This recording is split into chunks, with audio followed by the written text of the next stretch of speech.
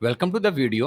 इस वीडियो में हमने जॉइंट्स ही से आगे चलना है। प्रीवियस वीडियो हमने इनर जॉइंट्स को डिस्कस किया था और ये समझा था कि जॉइंट्स होते क्यों हैं, किधर यूज़ किए जाते हैं। अगर आपने वो वीडियो नहीं देखी, मैं आपको रिकमेंड करूंगा आप पहले वो वीडियो देखें। देन हम इस वीडियो में डिस्कस कर लेंगे कि लेफ्ट जॉइंट क्या होता है और राइट जॉइंट क्या होता है। तो सबसे पहले हम अपने डेटाबेस को यूज़ करेंगे, तो लिखेंगे यूज स्टूडेंट रिकॉर्ड। हमारे डेटाबेस का नाम है स्टूडेंट रिकॉर्ड। इसको एग्जीक्यूट कर लेते हैं। देन अपने टेबल्स को देख लेते हैं। हमने दो टेबल्स बनाए थे। हम लिखता हूँ select static from table 1। Then हमने एक और बनाया था select static from table 2। Sorry, table small में टेबल 2। मैं इन दोनों को एग्जीक्यूट कर लेता हूं।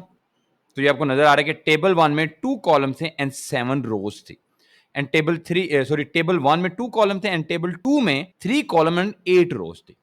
अच्छा, अब हमने इनको आपस में दोनों टेबल्स को जोड़ना है, ज्वाइन करना है। तो उसके लिए हमें कोई ना कोई एक टेबल में कॉलम देखना पड़ता है जिसके ऊपर हमने उनको जोड़ना है। तो वो कॉलम हम रखते हैं, टेबल 1 में CA का कॉलम होता है एंड टेबल 2 में C1 का कॉलम होगा। हम इनकी बेस के ऊपर क्या करेंगे, ज्वाइन करेंगे इन दोनों को। अब बेसिकली इनर ज्वाइन क्या काम करता था कि इनर ज्वाइन इन दोनों कॉलम में जो जो चीजें सेम होती थी सिर्फ वो ज्वाइन करके रिटर्न कर देता था। यानी कि लाइक आपको नजर आ रहा होगा, यहां पर 5 है और इसमें 6 है। ना इस टेबल में 5 है ना उस टेबल में 6 है, तो इन दोनों को रिटर्न नहीं करता था इनर ज्वाइन। अब हमने डिस्कस करना है लेफ्ट ज्वाइन। लेफ्ट ज्वाइन में बड़ा मैटर करता है कि आपका फर्स्ट टेबल कौन सा है, सेकंड टेबल कौन सा है। मैं लिखता हूं इस चीज को, फिर आपको समझाता हूं कि लेफ्ट ज्वाइन होता क्या।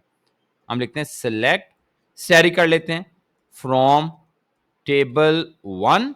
देन यहां में आपने लिखना है left join table 2। Then on किस कॉलम के ऊपर ज्वाइन करना है, तो मैं लिखता हूं table 1 dot C A is equal to table 2 dot C1। इसके ऊपर हमने ज्वाइन करना है। अब बेसिकली होना क्या होगा, ये लेफ्ट ज्वाइन कैसे काम करता है। लेफ्ट ज्वाइन ये करता है कि जो दोनों में कॉमन है, जहां जहां पर लाइक CA में और C1 में वैल्यू सेम है वो रिटर्न करेगा, लेकिन टेबल 1 की जो कॉमन नहीं है वो भी वैल्यू रिटर्न कर देगा। सिंपली अगर मैं ऐसे बोलूं, टेबल 1 कंप्लीट रिटर्न होना है और टेबल 2 में से खाली वही रिकॉर्ड्स रिटर्न होंगे जो कि टेबल 1 के उस स्पेसिफिक कॉलम के साथ मैच कर रहे होंगे। मैं इसको एग्जीक्यूट करता हूं, तो ये देखें, मैं अगर इनको भी साथ ही रख लूं तो ये देख लें, थोड़ा सा इनकी विड्थ को इंक्रीज कर देता हूं ताकि समझने में आसानी हो जाए। ये देखें, बेसिकली उसने क्या किया आउटपुट में,